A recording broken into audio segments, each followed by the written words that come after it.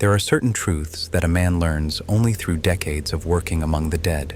Truths that seep into your bones like the morning mist that rises from freshly turned earth. I have carried one such truth with me for nearly 8 months now, and only today, as I sit in the small groundskeeper's office overlooking the eastern section of Millfield Cemetery, have I found the courage to put these events into words. My name is Thomas Whitmore, and for 32 years I have served as head groundskeeper at Millfield Cemetery, a sprawling 140-acre burial ground on the outskirts of Ashford County. It is not glamorous work tending to the dead, but it is honest labor that has provided me with a deep understanding of grief, loss, and the strange comfort that comes from knowing every soul has a place to rest. The cemetery itself dates back to 1847, divided into several sections. The original Victorian area with its elaborate monuments, the military section where veterans lie in neat rows, the children's garden with its smaller stones, and the newer sections where modern granite markers stretch toward the county road. I know every path, every tree, every corner of this place as intimately as a man knows his own home. In all my years here, I have grown accustomed to the rhythms of grief. I can distinguish between the fresh sorrow of a new widow and the settled melancholy of someone who has been visiting the same grave for decades. Most follow predictable patterns, and after 3 decades of observation, very little surprises me about human behavior in the face of death. That changed on a Tuesday morning in early March when I first noticed her. I was working in the Victorian section when I saw a woman walking slowly along the main path toward the newer sections. She was perhaps 40 years old, with dark hair pulled back in a simple bun and wearing a long gray coat that seemed too heavy for the mild spring weather. What caught my attention was not her appearance, but her destination. She stopped at a plot in Section C, Row 15, Space 23. I knew that location well because it was one of the few remaining empty plots in that area, a small rectangle of grass between existing graves. The woman knelt beside the empty space, placed a small bouquet of white roses on the grass, and remained there for nearly 20 minutes, her head bowed as if in prayer. She returned the next day, and the day after that. Always at 10:30 in the morning, always with white roses, always kneeling in the same spot for exactly 20 minutes. By the end of the week, I found myself timing my work to coincide with her visits, curious about this woman who mourned over empty ground. On Friday, I decided to approach her. As I walked toward Section C, I rehearsed what I would say, planning to be gentle but clear about cemetery regulations. "Excuse me, ma'am," I said softly. "I'm Thomas Whitmore, the head groundskeeper here. I couldn't help but notice you've been visiting this particular spot." She looked up at me with eyes that were startlingly blue and filled with a sadness so profound it made me take a step back. When she spoke, her voice was barely above a whisper. "I'm sorry if I'm not supposed to be here. I know it's not yet, but I wanted to make sure it was ready, that it was being cared for." "Ready for what?" I asked, though something in her tone made me reluctant to hear the answer. "For when I'm buried here," she replied simply. "It won't be long now." The matter-of-fact way she said it sent a chill through me. I knelt beside her, trying to understand what I was hearing. "Ma'am, are you ill? Is there something I should know about this plot?" She shook her head slowly. "I'm not sick, Mr. Whitmore. At least not in the way you mean. But I know I'll be here soon. I've seen it." "Seen what?" She was quiet for a long moment, her fingers absently arranging the white roses. When she finally spoke, her voice carried a weight that seemed far too heavy for someone so young.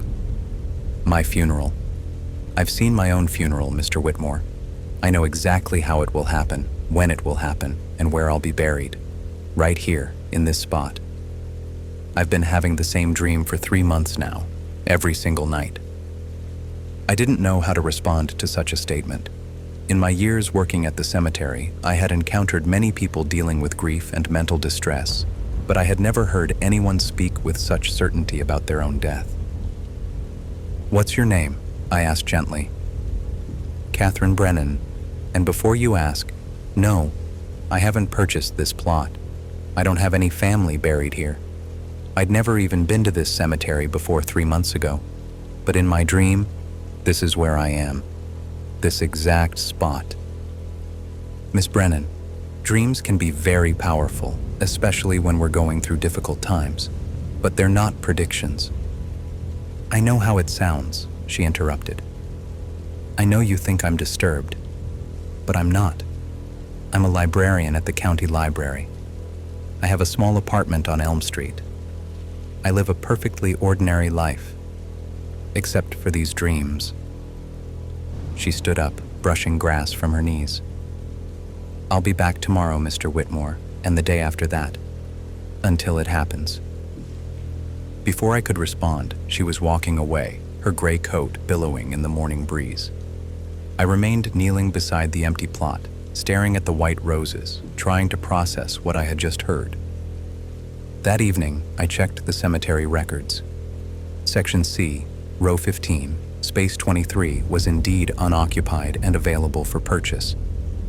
There were no reservations, no pending sales. I also searched for previous burials with the surname Brennan and found 3. Patrick Brennan in 1923, Mary Brennan in 1956, and Daniel Brennan in 1978. All were in different sections, none near the plot Catherine had been visiting. The next morning, Catherine arrived at exactly 10:30. This pattern continued for another week. Every morning, Catherine Brennan would arrive to tend a grave that didn't exist, mourning for a death that hadn't happened. On the following Tuesday, exactly 2 weeks after I had first noticed her, Catherine didn't come. By 11 o'clock, I was genuinely concerned. Her visits had become so regular that her absence felt like a disruption in the natural order. I walked over to Section C and found the white roses from the previous day still lying on the grass, wilted but undisturbed. She didn't come Wednesday either, or Thursday. By Friday, I was worried enough to drive to the county library. The head librarian confirmed that Catherine Brennan was employed there but had called in sick on Tuesday and hadn't been heard from since. It's not like her, the librarian said. Catherine is one of our most reliable employees. We've been trying to reach her, but she's not answering her phone. I got her address and went to the apartment building on Elm Street. The landlord let me in after I explained my concern. The apartment was small but tidy, with bookshelves lining every wall and a gray cat that meowed plaintively. There was no sign of struggle, but there was also no sign of Catherine. Her bed appeared to have been slept in, but the sheets were cold. We called the police, and within an hour, 2 officers arrived to take a missing person report. One of them seemed particularly interested when I mentioned her daily visits to the cemetery. You said she was visiting an empty grave? Not a grave exactly, just an empty plot. She said she'd been having dreams about being buried there. The weekend passed without any word about Catherine. I found myself walking past Section C several times each day, half expecting to see her kneeling there with her white roses. On Monday morning, I was working near the children's garden when I heard vehicles approaching. I looked up to see a hearse, followed by 2 cars making their way toward the newer sections. The hearse stopped near Section C, and I watched as the funeral director began unloading a simple wooden casket. I approached the funeral director, a man named Peterson, whom I had worked with many times. "Morning, Tom," he said, consulting a clipboard. "We've got a burial scheduled for Section C, row 15, space 23. Simple graveside service." My blood ran cold. "What's the name?" "Catherine Brennan. Died Friday night. Apparent suicide. Found in her apartment by the landlord. Strange thing, though. She left specific instructions about where she wanted to be buried. Even had the exact plot number written down." The world seemed to tilt around me. I looked toward the empty plot where Catherine had knelt so many times, where she had told me with such certainty that she would be buried. "Tom, you okay? You look like you've seen a ghost." I wanted to tell him about Catherine's visits, about her dreams, about the impossible certainty with which she had predicted her own death and burial. But how could I explain something I didn't understand myself?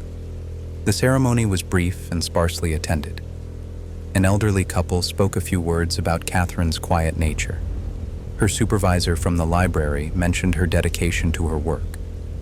No one mentioned dreams or premonitions. They buried Catherine Brennan as if she were just another person who had died too young. As the funeral party departed, I remained standing near the fresh grave, staring at the mound of earth that now covered Catherine's casket. The white roses she had left the previous Tuesday were still scattered nearby, their dried petals mixing with the soil. That evening, I decided to research Catherine Brennan more thoroughly. The next morning, I returned to the county library and spoke with her supervisor, William Hayes. She was one of our best employees, he told me.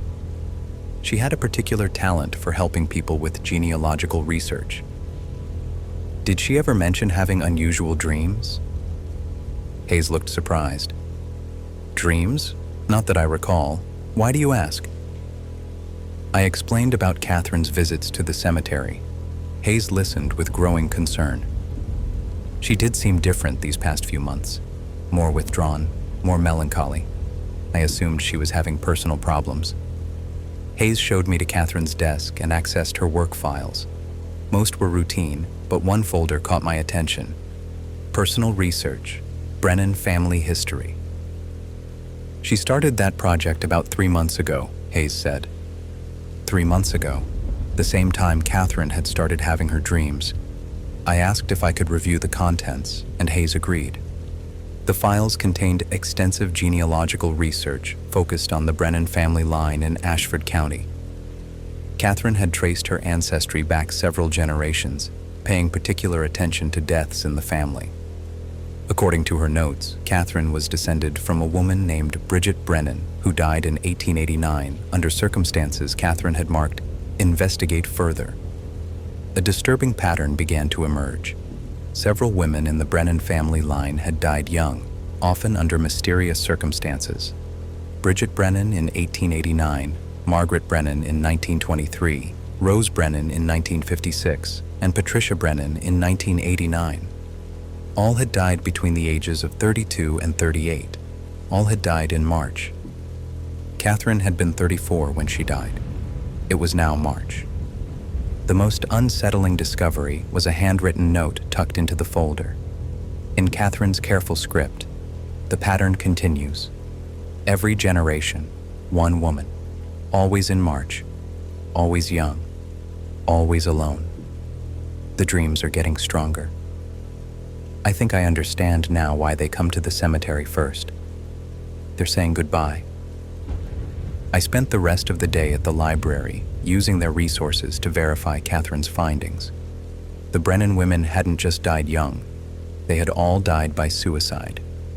And according to death certificates and newspaper accounts, several had been found with notes expressing strange dreams about their own deaths. Margaret Brennan in 1923 had written about seeing the place where I will rest. Rose Brennan in 1956 had mentioned dreams of white flowers and dark earth. Patricia Brennan in 1989 had left a note saying, "I have seen my grave, and it is time." But the most disturbing discovery came when I researched Bridget Brennan. According to a newspaper account from 1889, Bridget had been found dead with a note that read, "I have been visiting my grave for weeks, tending it as if it were already occupied. The dreams will not stop."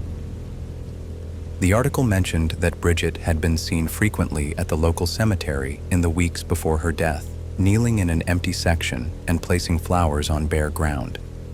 The parallels to Catherine's behavior were unmistakable. For over a century, women in the Brennan family line had been experiencing the same phenomenon: dreams about their own deaths, compulsive visits to cemeteries, and inexplicable knowledge of when and where they would be buried. That evening, I walked through the cemetery as I often did. As I passed Catherine's grave, I noticed something that made me stop in my tracks. There, on the fresh mound, was a small bouquet of white roses. I approached slowly, my heart pounding. The roses were fresh, clearly placed there recently. But who could have left them? As I knelt to examine the flowers, I heard footsteps on the gravel path behind me. I turned slowly and saw a young woman, perhaps in her late 20s, with dark hair and pale skin. She was carrying white roses. The resemblance to Catherine was striking. "Excuse me," she said softly. "I'm looking for the Brennan grave, Catherine Brennan." I stared at her, unable to speak. There was something in her eyes that reminded me of Catherine's profound sadness. "Are you family?" I managed to ask. "Distant cousin. I just learned about Catherine's death. I wanted to pay my respects." She paused, looking around with an expression I couldn't quite read. "This is a peaceful place. I can see why she chose it." "Did you know Catherine well?" She shook her head. "We'd never met, but I've been having dreams about her lately. Strange dreams about cemeteries and white flowers. I felt compelled to come here." The words hit me like a physical blow. I looked at this young woman, at the white roses in her hands, at the familiar sadness in her eyes. "What's your name?" I asked, though I dreaded the answer. "Emma. Emma Brennan." I closed my eyes, feeling the weight of a century-old curse settling around us. When I opened them, Emma was kneeling beside Catherine's grave, arranging her roses. "Miss Brennan, how long have you been having these dreams?" She looked up with eyes that held the same terrible certainty I had seen in Catherine's face. "They started about a week ago, right after Catherine died. Every night, the same dream. I'm here, in this cemetery, but not visiting. I'm staying." For the next hour, as the sun set over Millfield Cemetery, I told Emma Brennan everything I had learned about her family's tragic legacy. I showed her Catherine's research, the newspaper accounts, the death certificates documenting a pattern of young women dying by suicide after experiencing prophetic dreams. Emma listened in silence, her face growing paler with each revelation. When I finished, she sat quietly for several minutes. "So it's true," she said finally. "The dreams aren't just dreams. I don't know what they are, but I know they're real. Catherine knew exactly when and where she would die. And now it's my turn." Emma's voice was flat, emotionless. "It doesn't have to be. Knowing about the pattern, maybe that's enough to break it." Emma looked at me with a sad smile. "Mr. Whitmore, you don't understand. The dreams aren't showing me what might happen. They're showing me what will happen. I've seen my own funeral, just like Catherine did." "Where?" I asked, afraid to hear the answer. Emma stood and walked to another empty plot in the same row. "Right here, Section C, row 15, space 24, right next to Catherine." "Emma, you can fight this. You can get help." She shook her head.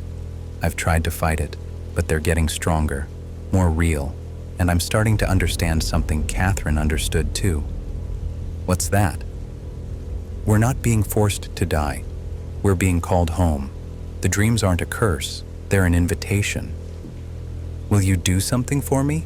Emma asked. "Of course. When it happens, and it will happen within the next few weeks, will you make sure I'm buried here, next to Catherine? Will you make sure someone brings white roses?" I wanted to refuse, but looking at her face, seeing the same certainty that had marked Catherine's final weeks, I found myself nodding. "And will you watch for the next one? Because there will be a next one. Another Brennan woman who will start having the dreams after I'm gone. Will you help her understand?" I looked into her eyes, seeing not madness, but a strange kind of wisdom, and I made a promise I hoped I would never have to keep. Emma Brennan died 3 weeks later, on a Tuesday night in late March. She was found in her apartment, having taken an overdose of sleeping pills. Like Catherine, she left a note specifying exactly where she wanted to be buried. I attended her funeral and placed white roses on the fresh earth. That was 6 months ago. 2 weeks ago, I noticed a new visitor. She appears to be in her early 20s, with auburn hair and green eyes. She comes every few days, carrying white roses, stopping at an empty plot in Section C, row 15, space 25. When I approached her yesterday, she introduced herself as Sarah Brennan and told me she had been having dreams about being buried in this cemetery. The cycle continues, as I knew it would. As I write these words, I am preparing to have the same conversation with Sarah that I had with Emma, to share the same terrible knowledge about her family's history. I have become the keeper of their story, the witness to their journey, the guardian of their final resting place. It is not a role I sought, but it is one I have come to accept. Tomorrow, I will speak with Sarah Brennan. I will tell her about her cousins, about the pattern that has shaped her family for over a century. And when her time comes, as I know it will, I will make sure she is buried with dignity and remembered with love. The dead have taught me that we are all connected by threads we cannot see, bound by stories that began long before we were born. The Brennan women understand this in a way that most of us never will, and in their understanding, they find a peace that transcends the fear of death. The groundskeeper's vigil continues, as it must, as it always has. In the quiet spaces between the living and the dead, some stories write themselves, and some truths reveal themselves only to those willing to listen to the whispers that rise from the earth like morning mist, carrying the voices of those who have gone before and those who are yet to come. I am 63 years old now, and I have spent more than half my life among the graves of Millfield Cemetery. In all those years, I have witnessed countless manifestations of grief, but nothing has prepared me for the profound mystery of the Brennan women and their inexplicable connection to this place. The research I conducted after Catherine's death revealed details that continue to haunt me. In the county archives, I found records dating back to the 1880s that documented not just the deaths of Brennan women, but the strange circumstances that preceded them. Each generation seemed to produce one woman who would experience what the old records euphemistically called prophetic melancholy. Bridget Brennan, the first documented case, had been a seamstress in the town of Millbrook, living alone in a small cottage on the outskirts of the community. According to witness statements from 1889, she had begun visiting the local cemetery daily in the weeks before her death, always carrying white flowers, always kneeling in the same empty section of the graveyard. The local pastor had tried to counsel her, but she insisted that she was preparing for a journey that could not be delayed. Margaret Brennan, Bridget's niece, had been a school teacher in 1923. Her diary, which I found referenced in a historical society newsletter, contained entries describing dreams of walking through a garden of stones where my name is already carved. She had taken her own life on March 15th, exactly 34 years after Bridget's death. Rose Brennan, Margaret's cousin, had been a nurse during World War II. In 1956, she had written to her sister about recurring nightmares in which she saw herself lying beneath the earth while white flowers bloomed above. Her letter, preserved in the family papers donated to the Historical Society, ended with the words, "I know this sounds like madness, but I have seen the place where I will rest, and it calls to me with a voice I cannot ignore." Patricia Brennan, Rose's daughter, had been an artist living in the city when the dreams began in 1989. Her final painting, discovered in her studio after her death, depicted a cemetery scene with remarkable accuracy, down to the specific layout of Section C at Millfield Cemetery, a place she had never visited while alive. The painting showed a woman in a gray dress kneeling beside a grave marked with fresh white roses. Each woman had died in March. Each had been between 32 and 38 years old. Each had left behind evidence of prophetic dreams about their own deaths. And now, with Catherine and Emma, the pattern had continued into a new generation. What disturbed me most was not just the repetition of the pattern, but the increasing specificity of the visions. While Bridget had simply known she would die and be buried in a cemetery, Catherine had known the exact plot number. Emma had seen not just her own grave, but its precise location relative to Catherine's. And now Sarah, the latest in this tragic lineage, spoke of dreams that included details about the weather on the day of her funeral, the number of mourners who would attend, even the specific words that would be spoken at her graveside. The progression suggested that whatever force was drawing these women to their deaths was growing stronger, more focused, more capable of bridging the gap between the world of dreams and the realm of physical reality.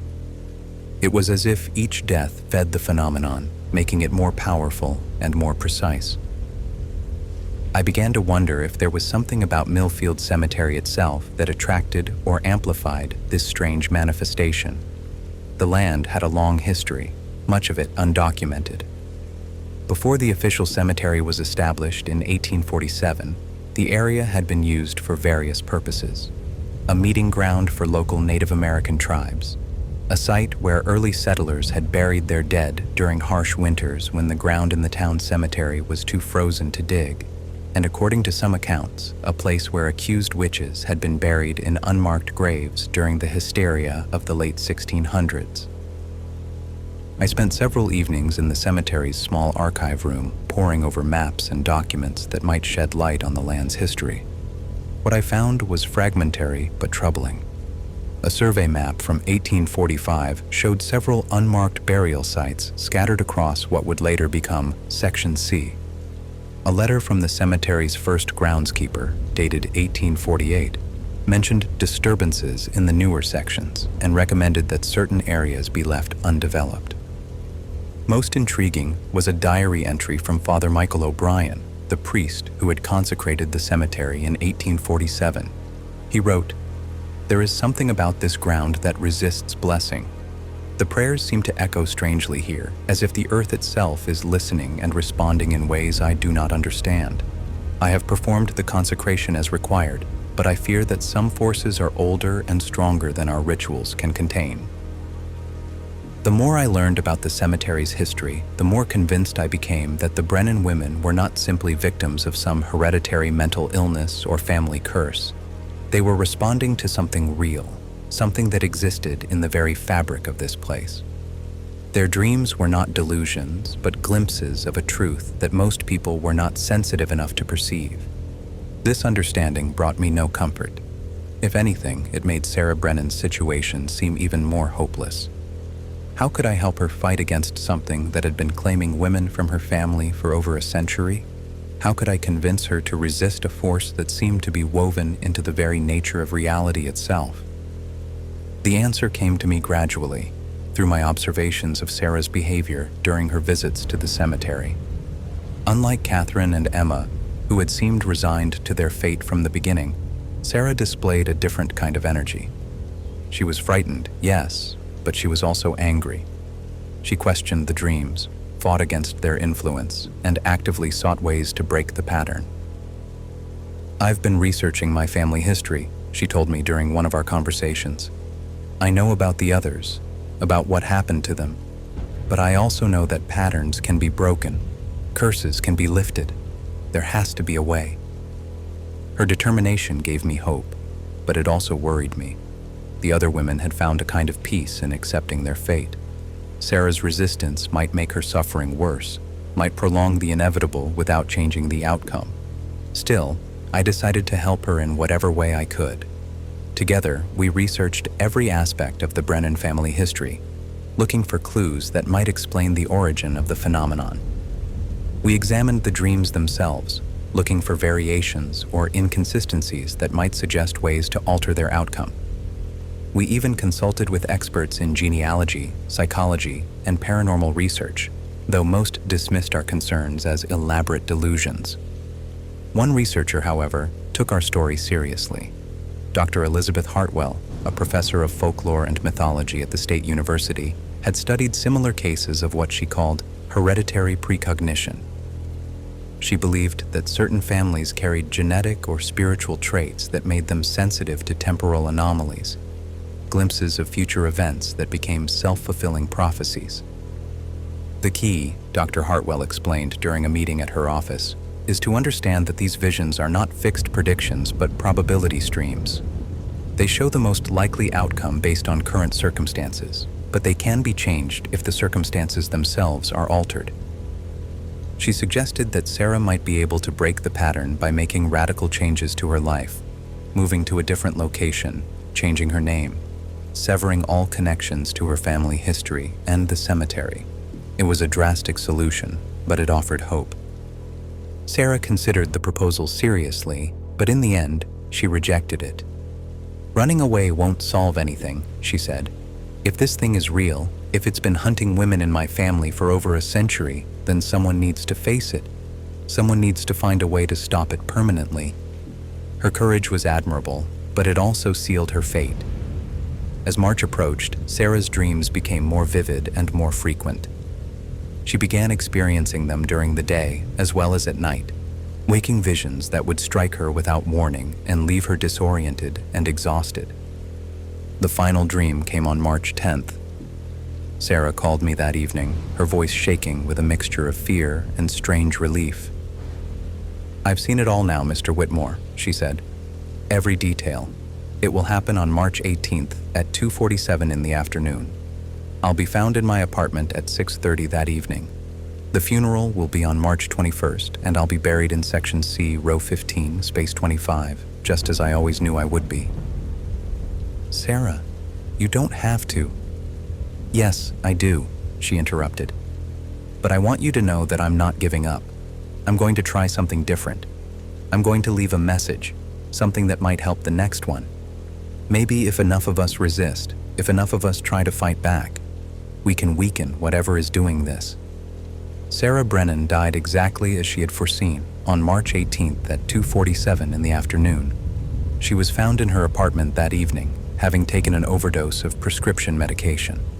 But unlike the others, she had left behind more than just a suicide note. She had prepared an extensive document detailing her experiences, her research, and her theories about the phenomenon that had claimed her life. In her final message, Sarah wrote, "I go to my death not in resignation, but in defiance. I have seen what waits for us in the dreams, and it is not death, but transformation. We are not victims, but volunteers, chosen to serve a purpose that spans generations. The cemetery is not just a resting place, but a gateway, and we are the keys that open it. I do not know what lies beyond, but I go willingly, so that others might understand." Her funeral was held on March 21st, as she had predicted. I placed white roses on her grave and said a prayer for her soul. But I also felt a change in the atmosphere of the cemetery, a subtle shift that suggested Sarah's defiance had indeed made a difference. It has been 3 months since Sarah's death, and for the first time in over a year, no new Brennan woman has appeared at the cemetery. The cycle that had continued for more than a century appears to have been broken, or at least interrupted. I do not know if this is a temporary respite or a permanent change, but I choose to believe that Sarah's courage has made a difference. As I write these final words, I am reminded of something Sarah said during one of our last conversations. "Maybe the real curse isn't that we die, Mr. Whitmore. Maybe it's that we forget. Maybe each generation has to learn the truth all over again because no one remembers to pass it on. I have written this account to ensure that the truth is not forgotten, that the story of the Brennan women and their strange connection to Millfield Cemetery is preserved for future generations. If another young woman with the Brennan name ever comes seeking answers about dreams and white roses and empty graves, perhaps this record will help her understand what she faces and give her the strength to choose her own path." The groundskeeper's vigil continues, but it is no longer a solitary watch. I carry with me the memories of Catherine, Emma, and Sarah, 3 remarkable women who faced the impossible with grace, courage, and ultimately, hope. Their graves rest in Section C, marked with simple headstones and tended with white roses that I place there myself each week.